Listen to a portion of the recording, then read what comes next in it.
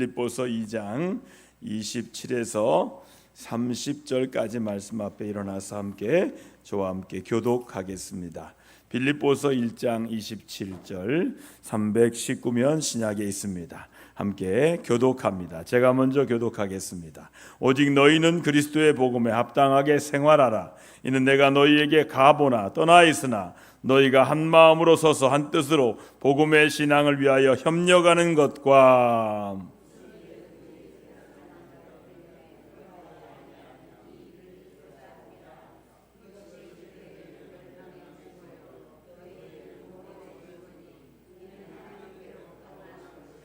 그리스도를 위하여 너희에게 은혜를 주신 것은 다만 그를 믿을 뿐 아니라 또한 그를 위하여 고난도 받게 하려 하심이라. 함께합니다. 너희에게도 그와 같은 싸움이 있으니 너희가 내 안에서 본 바요 이제는 내 안에서 듣는 바니라. 이는 살아계신 하나님 말씀입니다. 자리에 앉아서 오늘 말씀의 제목은 복음에 합당한 삶, 우리의 존재 이유이자 증거라는 말씀으로 이승원 말씀 전할 때 큰 은혜가 있기를 바랍니다.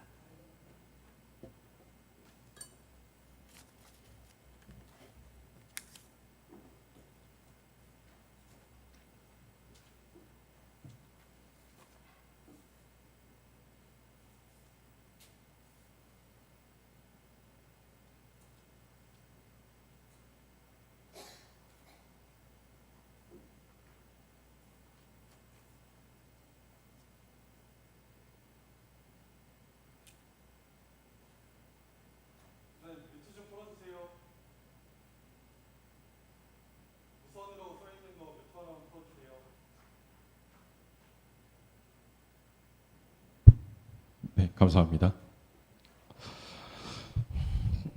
오늘 제목은 복음에 합당한 삶, 우리의 존재 이유이자 증거입니다. 생각보다 너무 길죠. 저도 열심히 줄여보려고 했는데 안 줄여져요.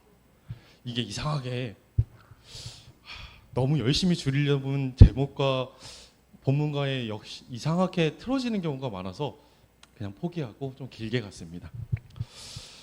우리가 이 땅에 살아가면서 우리는 수많은 도전과 마주하게 됩니다. 때로는 혼란스러운 세상 속에서 우리가 누구였는지, 우리가 누군지, 어떻게 살아가야 하는지 그 길을 잃어버릴 때가 정말로 많습니다.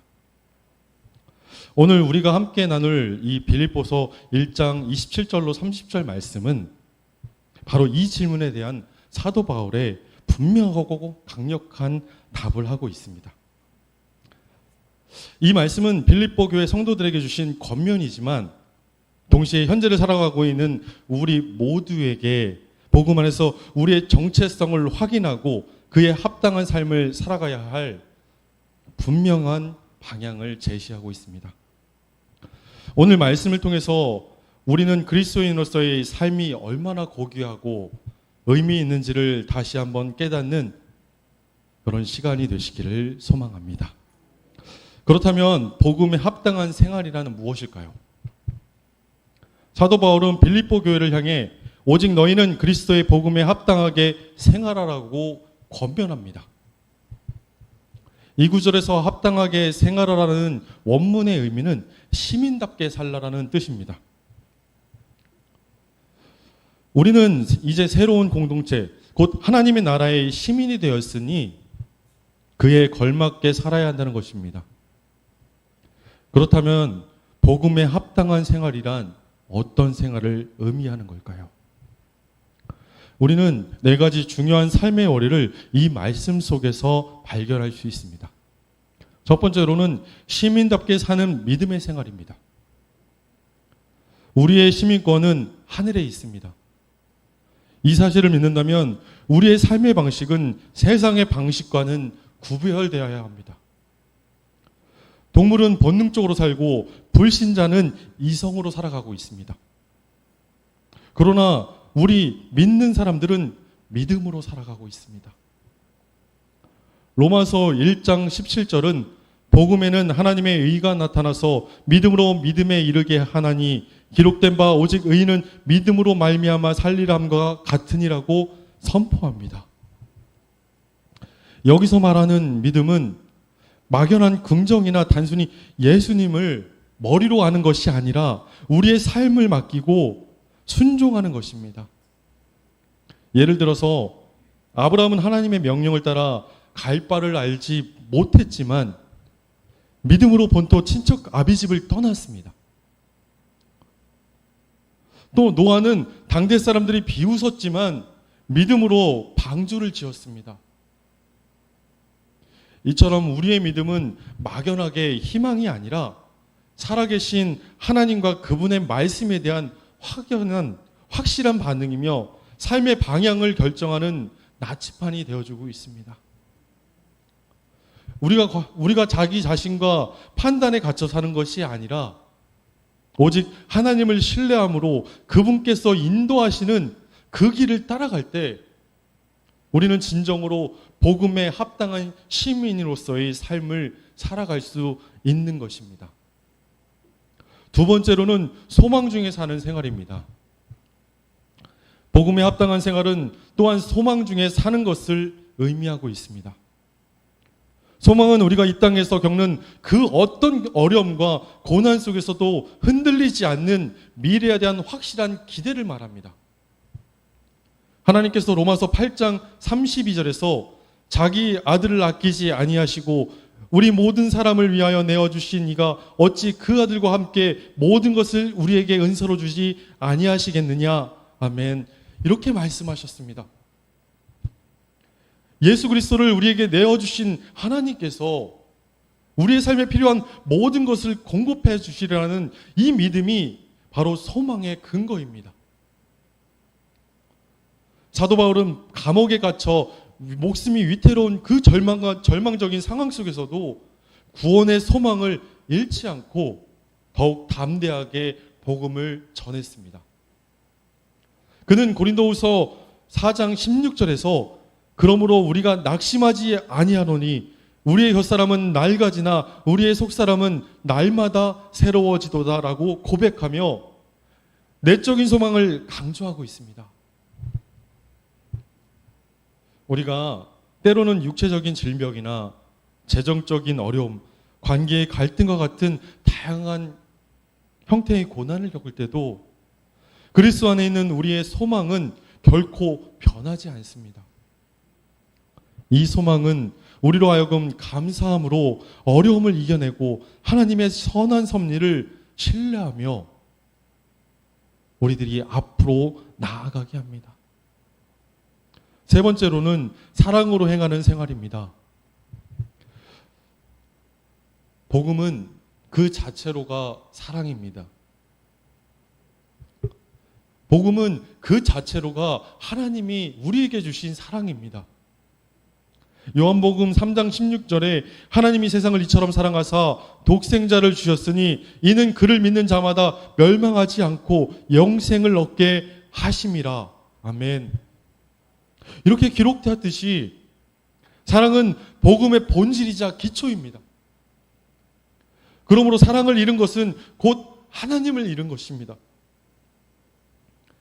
예수님의 언약의 말씀을 잃은 것이며 결국 구원의 감격을 잃어버린 것과 같습니다.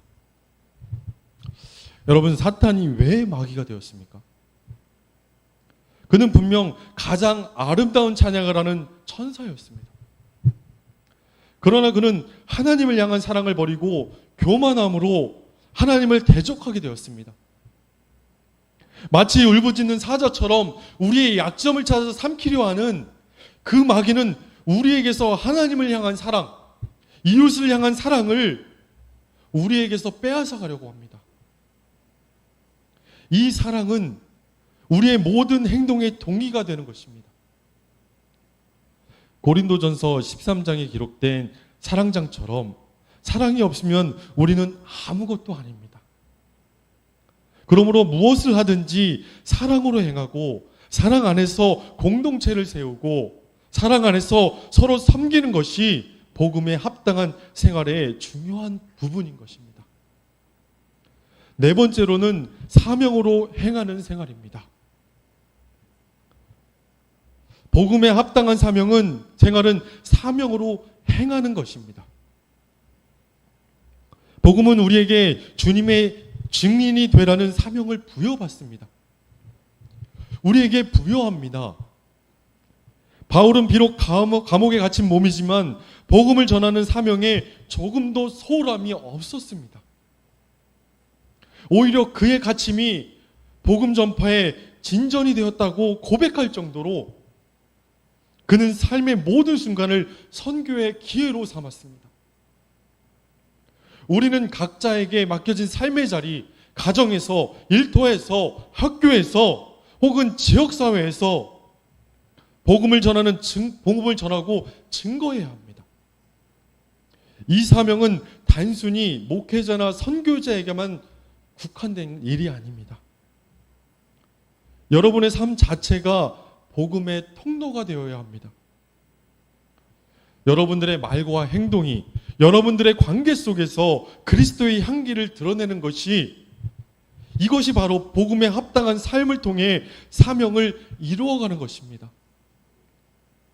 우리는 주님께로부터 받은 사명을 귀하게 여기고 겸손하고 충성스럽게 감당할 때 하나님께서는 기뻐하시는 복음에 합당한 삶을 우리들은 살아갈 수 있습니다.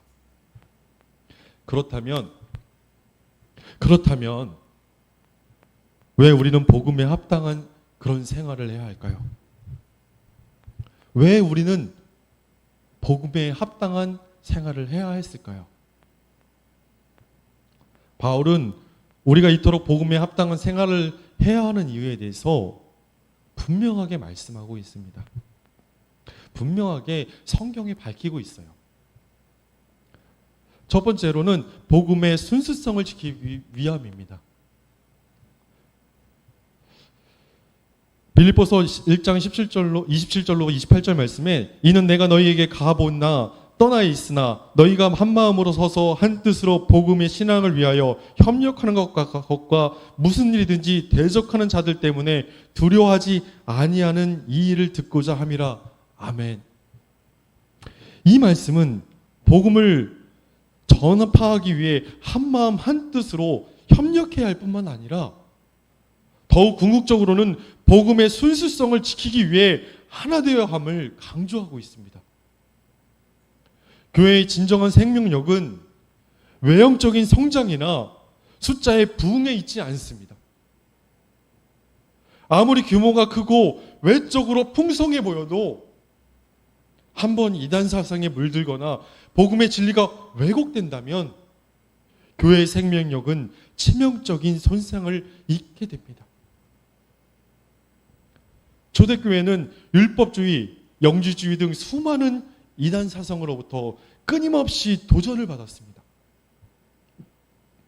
만약 초대교회가 이러한 도전을 두려워하여 일부라도 그릇된 사상을 받아들였다면 오늘날의 교회는 존재하지 않았을 것입니다. 존재하지 못했을 것입니다.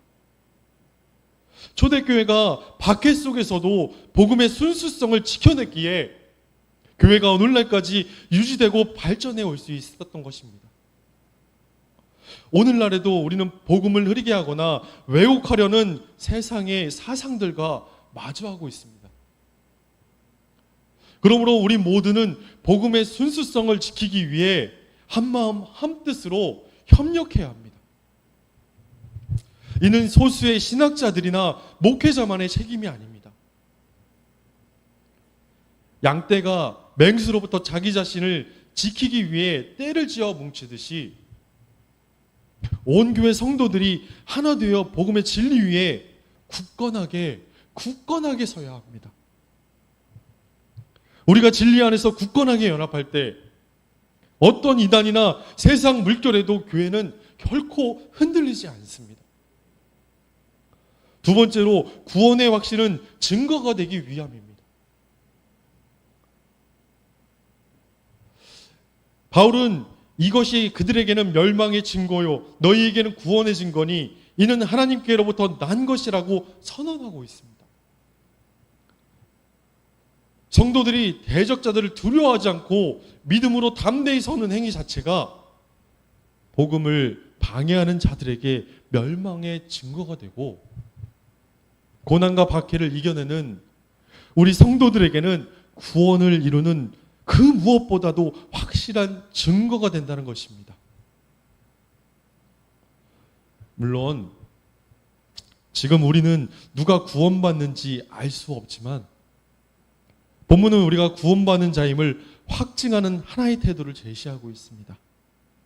그것은 바로 하나님을 두려워함으로 세상을 두려워하지 않는 태도입니다. 불신자나 대적자들은 자신들의 이익과 세상의 힘을 두려워합니다. 그러나 성도는 오직 한 분, 하나님 한 분만을 경외하기에 세상의 어떤 박해나 위험 앞에서도 담대할 수 있습니다. 우리가 믿음과 소망과 사랑 안에서 구원에 합당한 삶을 살아갈 뿐만 아니라 교회를 무너뜨리려는 그 이단으로부터 복음의 순수성을 지켜내는 것. 이 지켜내는 것은 우리가 그리스도 안에서 새로운 피조물이 되고 구원받은 백성이라는 가장 확실한 증거가 됩니다. 이처럼 우리의 담대한 삶은 세상에게는 그 어떤 것보다 불편한 진실로 우리 자신에게는 구원의 기쁨으로 다가올 것입니다. 세 번째로는 고난은 성도의 특권이자 구원의 증거라는 것입니다. 이어지는 29절 말씀을 우리 함께 읽어보겠습니다. 그리스도를 위하여 너희에게 은혜를 주신 것은 다만 그를 믿는 뿐 아니라 또한 그를 위하여 고난도 받게 하려 하심이라. 아멘. 이 말씀은 참된 성도라면 필연적으로 고난을 당한다는 충격적인 진실을 알려주고 있습니다. 그렇다면 왜 그럴까요? 왜 그럴까요? 그 이유는 우리가 불의한 세상과 동화되지 않고 의로우신 예수님께 속해 있기 때문입니다. 예수님께서도 요한복음 15장 19절에서 너희가 세상에 속하였으면 세상이 자기의 것을 사랑할 것이나 너희는 세상에 속한 자가 아니요 도리어 내가 너희를 세상에서 택하였기 때문에 세상이 너희를 미워하느니라. 아멘. 이렇게 분명하게 예수님께서는 말씀하고 계십니다. 세상은 죄악으로 가득 차 있고 탐욕과 교만으로 예수님과 원수된 자들입니다. 이러한 세상은 빛으로 오신 예수님을 십자가에 못 박았습니다. 그 예수님께서 속한 성도들 또한 그들은 미워하고 박해하며 고난에 빠뜨리려 할 것입니다. 물론 지금 감사하게도 오늘날 대한민국에는 교회에 크게 박해하는 일이 드물게 느껴질 때도 있습니다. 그러나 여전히 세계적으로는 믿음의 자유가 없어 예수님을 믿는다는 그 이유 하나 때문에 생명의 위협까지도 감수해야 하는 그런 나라들이 정말로 많습니다. 또한 예수님께서는 말세가 가까워질수록 세상이 교회를 크게 박해할 것이라고 말씀하셨습니다. 그러므로 우리는 항상 고난받을 자세와 각오를 지니고 있어야 합니다. 그리고 또한 우리가 반드시 알아야 할 것은 참된 성도라면 모두가 하나님께 징계받는다는 사실입니다. 이 징계는 결코 벌이 아닙니다. 사랑하는 자녀를 훈련시키는 하나님의 방법입니다. 우리는 죄성으로 인해 크고 작은 결점의 관계를 통해서 결점을 가지고 있습니다. 하나님은 때때로 물질로, 때때로 건강으로 사람과의 관계를 통해 우리를 징계하시고 연단시키십니다. 이 징계는 우리를 의롭게 만들고 거룩하게 하며 결국 예수님의 형상을 닮아가는 수단이 되고 있습니다. 야고보서 1장 2절로 4절은 내 형제들아 너희가 여러 가지 시험을 당하거든 온전히 기쁘게 여기라. 이는 너희 믿음의 시련이 인내를 만들어내는 줄 알미라. 인내를 온전히 이루라. 이는 너희로 온전하고 구비하여 조금도 부족함이 없게 하려 함이라. 아멘. 이렇게 말씀합니다. 그러므로 성도에게 있어서 고난은 필수적인 것임을 우리 성도님들은 기억하시기 바랍니다. 참된 성도라면 누구나 고난을 받습니다. 그러나 여기서 역설적인 진리도 있습니다. 고난은 성도가 예수님께 속한 자라는 것을 분명하게 증명해 주는 것입니다. 장차 예수님의 영광에 참여할 수 있는 조건이 된다는 것입니다. 베드로전서 4장 13절은 오히려 너희가 그리스도의 고난에 참여하는 것으로 즐거워하라. 이는 그의 영광을 나타내실 때 너희로 즐거워하고 기뻐하게 하려 함이라고 격려합니다.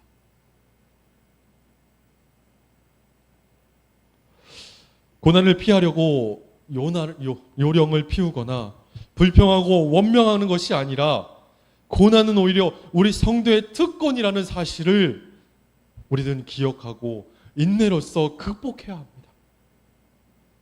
고난을 통해 우리의 믿음은 더욱 견고해지고 하나님과의 관계는 더욱 깊어져만 가고 우리의 성품은 더욱더 아름답게 변화될 것입니다.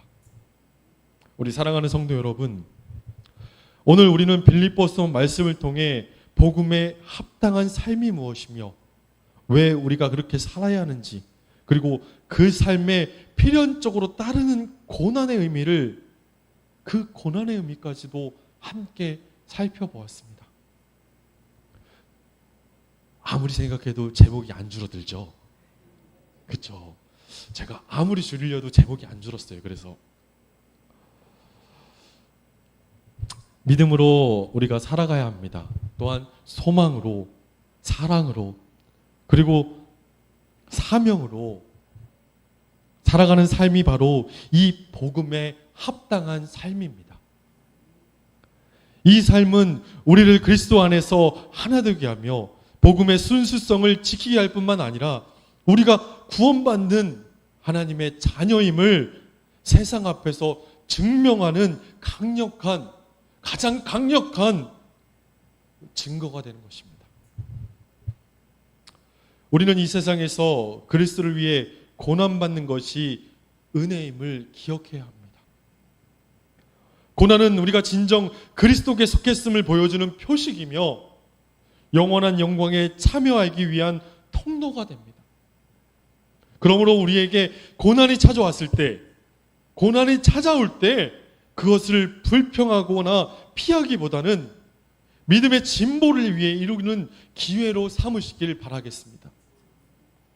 우리의 고난을 통해 주님의 큰 영광을 받으실 것이며 우리는 마침내 완전한 구원의 기쁨을 누리게 될 것입니다.